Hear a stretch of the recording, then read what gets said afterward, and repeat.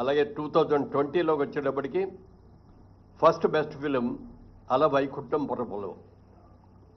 వైకుంఠపురంలో, second best film Colour Photo, third best film Middle Class Melodies. 2021లో first best film RRR, second best film Akhanda, third best film ఉప్పెన.